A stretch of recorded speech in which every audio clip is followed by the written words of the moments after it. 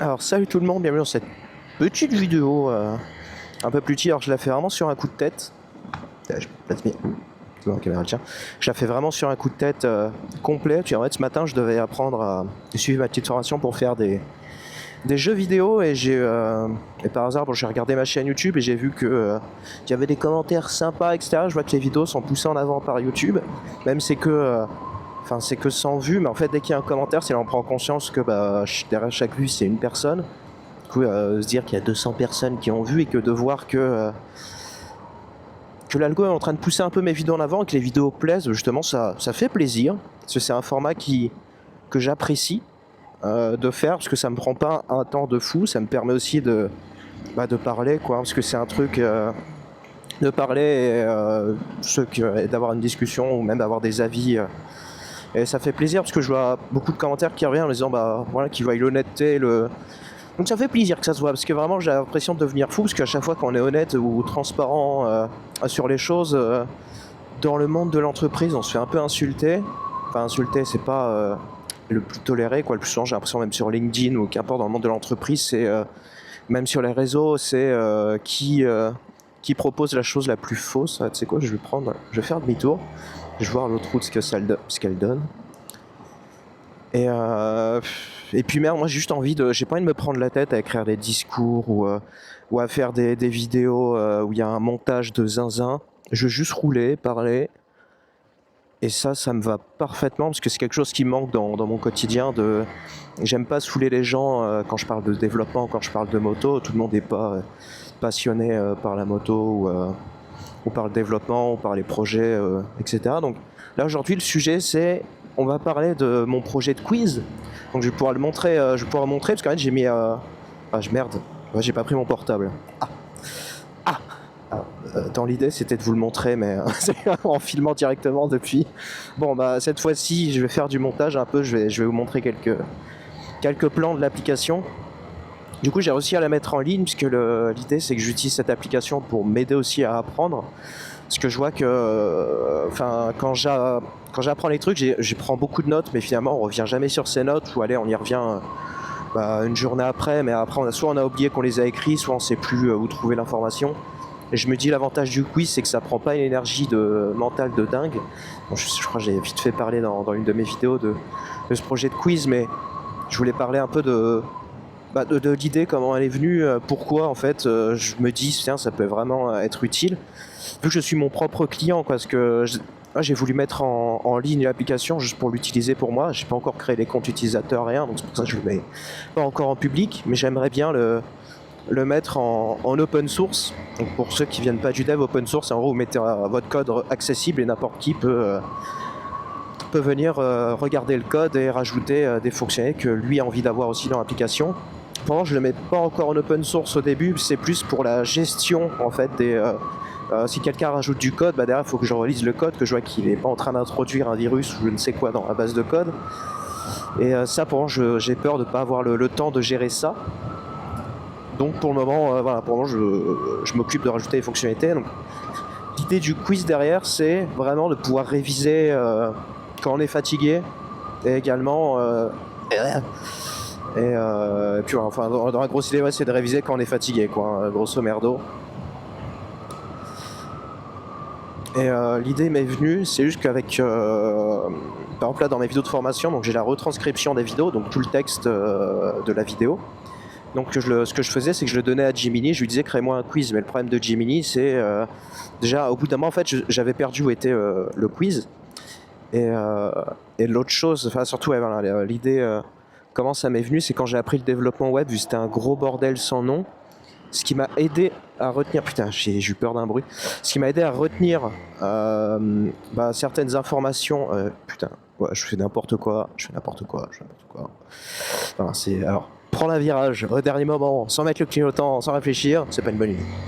C'est vrai qu'il y avait personne en face, j'ai fait un peu de la merde. Je disais donc que le dev web ça m'a aidé vu que c'était un gros bordel à un moment, d'apprendre qui a fait quoi, comment, ça permet de créer des liens. Et quand on apprend et qu'on comprend l'histoire derrière, ça permet de mieux retenir l'information, je trouve, même de mieux naviguer dans l'information. Par exemple, si là vous voulez apprendre les maths, bah derrière, vous voulez peut-être pas apprendre les maths dans sa globalité, mais derrière, vous savez pas par où commencer. Et bien, on peut partir. Voilà ce que je veux faire pour reprendre là pour faire mes cours de maths, c'est vu que j'ai envie de faire un jeu. Dans les jeux, il y a beaucoup de calculs matriciels, de calcul de vitesse, tout ça. Donc ça serait bien, et aussi des angles, tout ce merdier. Donc ça serait bien en fait que je maîtrise tout ce qui est trigonométrie, dérivés, calcul de vecteurs, que je comprenne ça, parce que derrière, comme ça me permet d'avoir une certaine intuition et une compréhension de ce qui se passe dans le code de mon jeu. Sinon, j'ai du mal. Enfin, moi, j'arrive pas à. Je sais pas, moi, je suis quelqu'un d'assez très image. Donc, les maths, c'est quelque chose qui n'est pas. Qui Malheureusement, à l'école, en fait, on ne monte pas avec des images. Alors qu'on pourrait, par exemple, une fonction, ça se trace, on peut voir visuellement les maths, c'est possible. Sauf que malheureusement, ça, je trouve, on met pas ça en avant. Et l'intuition pour moi du quiz, c'est qu'on peut apprendre les maths avec un quiz. Mais par exemple, quand on sépare qui a, par exemple, Pythagore, c'est quoi la vie de Pythagore, comment il a découvert ce qu'il a découvert, comment il était de quelle époque, est-ce que quelqu'un d'autre avait découvert ce qu'il avait. Enfin, par exemple, il y a, je sais pas si vous connaissez la courbe de Gauss. C'est une courbe qu'on retrouve qui fait ce signe-là. C'est une cloche en gros, c'est une courbe en cloche. Donc il y a Gauss qui l'a prouvé mathématiquement, mais en fait il y avait des Français, un Français et je crois un Allemand ou un Anglais, qui avaient déjà découvert cette courbe avant Gauss, sauf qu'eux ils l'ont pas utilisée comme Gauss l'a utilisée, et ils l'avaient pas prouvé non plus mathématiquement. Et de savoir ça, en fait, c'est con, et ça me permet de je sais pas, de remonter l'information. On va dire que ça vous donne, au lieu de. C'est comme si vous allez dans une ville, au lieu d'avoir un seul chemin, bah, vous connaissez un peu tous les chemins de traverse. Et quand vous ne souvenez plus du chemin principal, vous pouvez trouver. Oh putain, où est-ce que je vais? Où est-ce que je vais? Ouais, je prends les petites routes, quoi. Voilà, ouais, par là. Et je crois. On aurait pu faire du off-road. Et merde. Et voilà. Et donc c'est ça, mon intuition, c'est qu'aussi dans les quiz, on peut, même, surtout à l'ère de l'IA, ce qui est important, c'est pas de maîtriser l'outil mathématique. Quand je dis l'outil mathématique, c'est la formule en entier. En fait, c'est de savoir déjà quel outil je dois utiliser. Par exemple, est-ce que si je veux calculer une distance, eh ben, je vais utiliser le théorème de une distance entre deux points. Dans mon jeu vidéo, j'ai un personnage A, un personnage B. Bah, derrière, de connaître Pythagore, de comprendre la trigonométrie, derrière, je saurai quel outil utiliser pour calculer cette distance. C'est un exemple simple. Mais derrière, dans l'IA, par exemple, si vous comprenez comment fonctionnent les dérivés, les intégrales, la probabilité, les statistiques, derrière, vous pouvez travailler. Vous saurez quel outil utiliser quand. Et du coup, vous demanderez à l'IA, par exemple, d'utiliser ces outils-là. Parce que c'est vous qui savez, par rapport à votre expérience, que vous aurez besoin de tel ou tel outil. Et en fait, avec le temps, ce que vous construisez, c'est votre instinct à choisir le bon outil pour le bon problème. Et donc dans le quiz, donc là j'ai différentes catégories, donc j'ai connaissances, histoire et pratique. Et par exemple dans les cas pratiques, ça serait d'avoir, par exemple, voilà mon problème de j'ai besoin de calculer la distance entre le joueur A et le joueur B. Tu utilises quoi? Tu utilises le théorème de Pythagore, tu utilises tel outil, enfin tu utilises quel outil? Et du coup ça permet de travailler un peu son instinct. Alors, hop.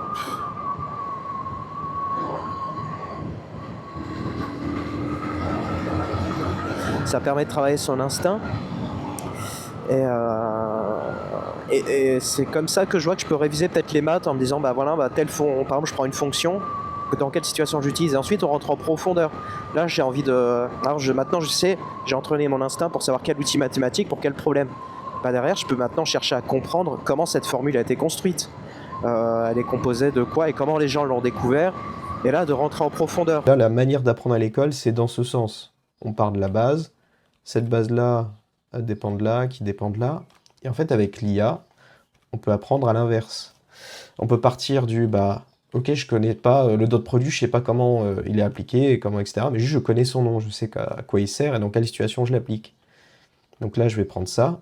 Et puis derrière, peut-être le dot product, c'est dans le monde, là, c'est comprendre les bases des calculs matriciels, c'est quoi les règles qui régissent tout ça. Et puis ensuite, on redescend en niveau.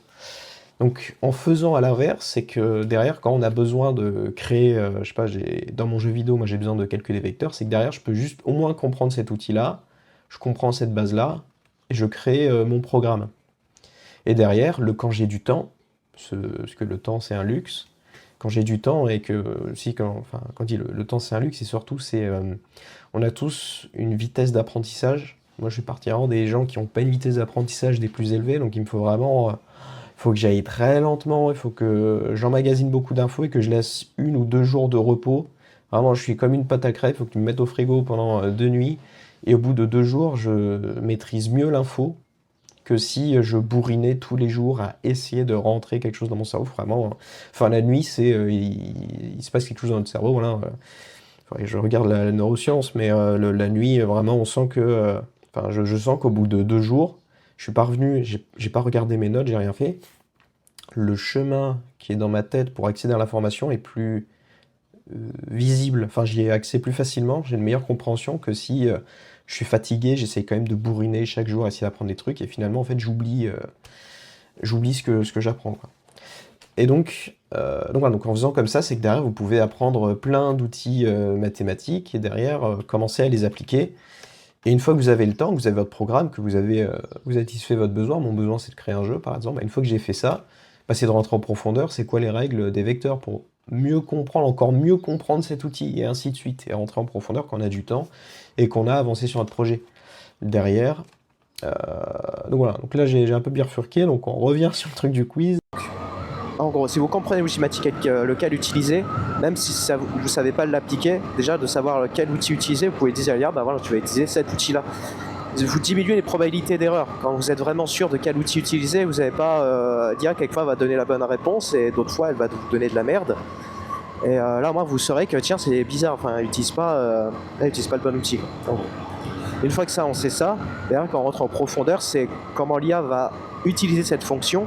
Peut-être qu'elle va quelquefois mal l'utiliser.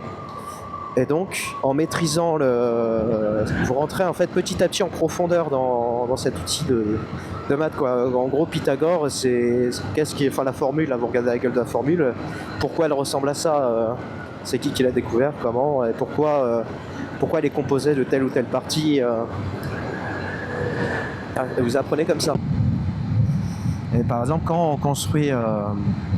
Enfin voilà, c'est compliqué parce que vu qu'il n'y a pas d'image et en fait j'arrive pas à me filmer derrière mon PC à expliquer ça parce que derrière le PC mon cerveau il part dans tous les sens et même là sur la moto c'est dur à expliquer quoi, mais voilà, l'idée c'est ça, c'est au lieu de regarder des vidéos tuto sur je vais regarder les intégrales ou derrière l'idée du quiz c'est que si vous n'avez pas de tuto de vidéo YouTube, vous avez juste vous êtes curieux, c'est que vous pouvez regarder qui a créé quoi, comment, et vous remontez le fil. Donc ça vous donne une branche de départ. Parce que le problème de l'IA, c'est que derrière, quand on lui dit vas-y, apprends-moi les maths, j'ai tel problème, apprends-moi les maths, lui il va partir du principe que vous savez tout, quoi. Putain, j'arrive un peu vite. Hop. Et du coup, ce qui est dur, parce qu'en fait, l'IA vous perd, et il vous fait partir dans une branche que peut-être vous maîtrisez pas, peut-être vous maîtrisez, et en fait, c'est un peu le bordel, quoi, assez rapidement. Et puis voilà, et donc c'est pour ça. Donc si vous partez du tout début, vous dites bon bah j'ai envie d'apprendre la trigonométrie, c'est qui a mis le premier outil qui a découvert la trigonométrie entre guillemets. Mais c'est qui le premier? Et puis après, vous remontez le fil petit à petit, parce que si une personne a découvert quelque chose en moins 800 avant Jésus-Christ, bah, potentiellement la personne qui utilise l'outil par exemple en moins 800, vous avez une découverte, bah, en moins 400, potentiellement ce qui a été découvert en moins 800 est utilisé pour découvrir ce qu'on a utilisé en moins 400. Je sais pas si vous voyez, c'est à peu près ça l'idée, quoi. Alors nous sommes en problème à 125 je peux pas monter à 80, mais ça va, la voiture derrière me mange pas le cul, mais c'est vrai que mes virages je les prends sereinement, mais j'aimerais bien prendre une petite route comme ça je suis tranquille. Mais le problème c'est quand je pourrais aller plot des petites routes, bah vu que la voiture me mange le fion, je peux pas traîner comme ça, quoi. Par exemple là, ah non, oui, si. Je me colle bien sur le côté, voilà. Comme ça, la voiture, elle fait sa trajectoire et puis moi je suis tranquille. Et voilà, donc ça c'était l'idée du quiz. Et voilà, comme ça, pourquoi je l'ai créé avant de créer compte utilisateur, tout ça, et de le mettre en ligne, c'est que j'utilise moi-même cet outil. Enfin, je veux l'utiliser. Je veux l'avoir en ligne, c'est que dès que j'ai 5 minutes devant moi, je veux pouvoir ouvrir mon quiz et répondre. En fait, réviser, mais allez, ça peut me prendre 2 minutes, comme 10 minutes, comme 20, je peux y mettre le temps que je veux, quoi. Un quiz, c'est vite répondu. Enfin, une question, c'est vite répondu. Et comme ça, je le fais petit à petit. Et derrière, ça me permet de redécouvrir peut-être des informations que j'ai oubliées. Enfin, je sais à quoi ils servent, mais j'ai oublié que ça existait, ou peut-être des choses que je pensais avoir compris, et finalement, je les ai mal comprises. Et c'est ça, à quoi sert le quiz, c'est pour voir est-ce que j'ai bien compris ou non.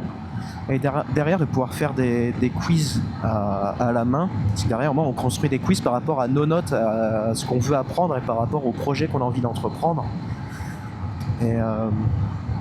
Et aussi, l'autre chose, c'est les relations dans les quiz. Je remarque, vous avez par exemple, j'imagine, en fait, la connaissance, c'est comme une grosse boîte. Donc vous avez les maths, c'est votre grosse boîte. Dans cette grosse boîte, vous avez la trigonométrie. Et dans la trigonométrie, vous avez encore d'autres petites boîtes et des petites boîtes, et ainsi de suite. Ce qui fait qu'au lieu d'avoir un quiz maths avec des questions... en fait, avec le temps, si vous mettez tout dans la boîte maths, par exemple, vous ne séparez pas la responsabilité, vous séparez pas les questions trigonométriques, vous séparez les questions quand on calcule les vecteurs, les questions de dérivés, les questions en rapport avec d'autres outils. C'est qu'au bout d'un moment, vous avez une boîte avec 300 questions et vous voulez juste réviser la trigonométrie, par exemple. Ou vous voulez juste réviser les personnes qui ont eu une influence sur la trigonométrie, par exemple, ou une influence... sur les trucs de maths spécifiques. Et ce qui m'a donné cette intuition, c'est que dans le code, quand on code un programme, on sépare un fichier à une seule responsabilité. Par exemple, on va dire, vous avez un fichier qui gère que les comptes utilisateurs. Vous avez un fichier qui va gérer que le style de votre page, à quoi elle ressemble.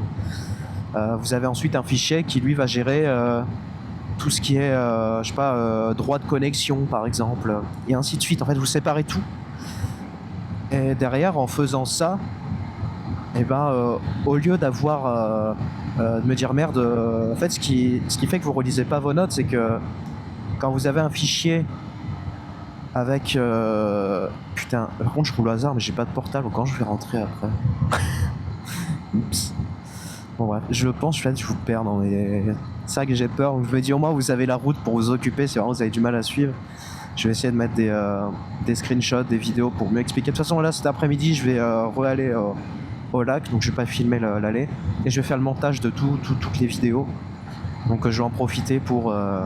cette vidéo là, je vais la monter un peu plus que les autres pour rendre les choses plus claires. Parce que sinon c'est vite le bordel quoi. Je pense que cette vidéo elle sera un peu entrecoupée de moi devant le PC qui est en train de vous expliquer quelque chose. Et voilà, donc je prendrai mon petit micro pour enregistrer ça. Et puis voilà, mais bon bref voilà, c'est le projet du quiz et moi j'ai envie de...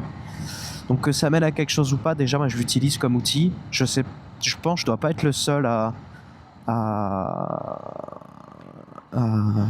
c'est moi qui ai priorité, mais j'hésitais à tourner. Et je dois pas être le seul à avoir l'envie d'apprendre les maths, mais juste quand je vois des formules, moi j'arrive à rien retenir parce que c'est impalpable, j'arrive pas à me créer une image mentale. Et vu que j'arrive pas à me créer une image mentale, c'est que derrière, j'arrive à rien retenir. Et en plus j'ai une mémoire de poisson rouge, alors pour accéder à l'information, j'en chie ma race. Donc voilà quoi. Enfin j'ai beaucoup de mal, donc je me dis justement, je pense être la bonne personne pour construire ce genre d'outils pour apprendre, parce que j'ai aucune facilité. Là, par exemple, j'ai déjà dit dans une vidéo, mais j'ai dit, je suis dyslexique, dysorthographique et je fais du code. Donc à l'ère de l'IA, c'est beaucoup plus simple. Franchement, je pense qu'il y a beaucoup de bugs qui m'auraient rendu fou. Et que l'IA m'a aidé à ne pas devenir fou du coup. Et puis voilà, donc c'est parce que par exemple, imaginons vous avez quelqu'un qui a une excellente mémoire, qui justement c'est le problème que je trouve, que j'ai rencontré, que j'ai un peu peur, c'est dans les grosses entreprises, t'as peut-être des gens qui sont très talentueux, mais qui respectent pas le clean code, et ce qu'ils font c'est, eux ils se souviennent d'où est-ce qu'ils ont mis les fichiers, parce qu'ils ont une bonne mémoire, mais derrière, entre savoir où vous avez mis le fichier parce que vous en souvenez, et savoir où se trouve le fichier parce qu'il est au bon endroit, c'est vraiment deux choses différentes. Et quand vous savez, par exemple, quand vous mettez le fichier au bon endroit, bah, derrière, n'importe qui pourrait retrouver votre fichier alors qu'il n'a pas une bonne mémoire. Juste, il fait un raisonnement logique. Si je dois, je sais pas, retoucher dans ma page web, donc j'ai une page accueil, si je dois retoucher, je sais pas, cette page accueil, bah, je sais que je dois aller dans le fichier, enfin le dossier qui s'appelle accueil, et donc je devrais trouver l'information par là. Et du coup, je remonte de manière logique pour retrouver mon fichier. Au lieu de je l'ai mis à tel endroit, il s'appelle accueil, mais je l'ai foutu là où il y a toutes les. Enfin, je l'ai foutu un peu là où je pouvais. Mais par contre, je me rappelle toujours où est-ce qu'il est. Bah, c'est que là, vous avez juste une bonne mémoire. Et maintenant, il faut que je retrouve mon chemin. Hop, j'ai pas mis le clignotant. Ce que je vais faire, c'est que je vais faire demi-tour. Puis je vais retrouver ma route. Hop. Tac, je pense que je vais rentrer. J'ai dit tout ce que j'avais à dire. Et en bonus, je voulais parler pour YouTube. J'ai remarqué que du coup, je fais beaucoup plus de vidéos en parlant de la CB125. C'est ce que les gens cherchent. Et en même temps, je cherche un équilibre entre je parle de moto et en même temps je parle de mes projets perso parce que j'ai envie d'en parler. Mais ça intéresse peut-être pas forcément. Enfin, c'est pas ça qui va me créer une audience. Mais j'ai quand même envie d'en parler, donc je pense que les gens qui sont abonnés vont regarder ces vidéos-là. J'ai remarqué dans l'algorithme, pour vraiment être très très très niche, ouais, là, les vidéos, je les avais postées, enfin la vidéo sur la CB125, je l'ai postée il y a 2 semaines. Vraiment, elle faisait aucun vue, donc bon, en vrai c'était une vidéo simple, je me dis bon, ça prend pas beaucoup de temps, donc au moins je poste comme ça, et puis même si ça marche pas, c'est pas grave. Au moins j'ai parlé, je me sens libéré d'un poids, et j'ai quand même envie de parler justement de tout ça, parce que déjà ça me libère d'un poids. Je me dis peut-être qu'il y a des gens justement qui vont se reconnaître là-dedans, dans cette situation. Mais je sais que moi j'ai déjà vu justement de tomber sur des vidéos de créateurs pas connus mais qui ont fait des vidéos qui me parlaient vraiment, et ça m'a reboosté quoi. Donc je sais que ces vidéos peuvent avoir ce genre d'influence là, de rebooster des gens, et même de rencontrer même des personnes. Bon, là j'ai eu un commentaire, moi je me rappelle plus de ton pseudo, je suis désolé, mais du coup sur la vidéo où je parlais d'Uber Eats et d'argent et tout ça, voilà, on voit très bien la différence de vues entre les deux vidéos. Uber Eats, c'est vraiment une autre audience, quoi. Mais hop.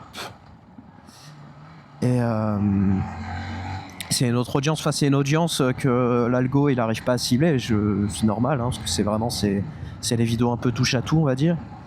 Ce qui fait que je sais que cette vidéo elle sera jamais mise en avant. Et moi, ce que j'avais peur quand je postais ces vidéos, c'est de me prendre des insultes. En fait, je dis quoi, au chômage, enfin voilà, je suis très honnête dans ce que je dis, mais ma plus grande crainte, c'était vraiment de tomber sur le premier commentaire ou des très mauvaises réactions. C'est ça que j'avais peur. Parce que quand tu es dans cette période un peu chômage, où tu lances tes projets, que tu as été viré de ton école pour une casquette, que tout le monde te dit tu fais n'importe quoi, pourquoi tu fermes pas ta gueule pour une casquette, et juste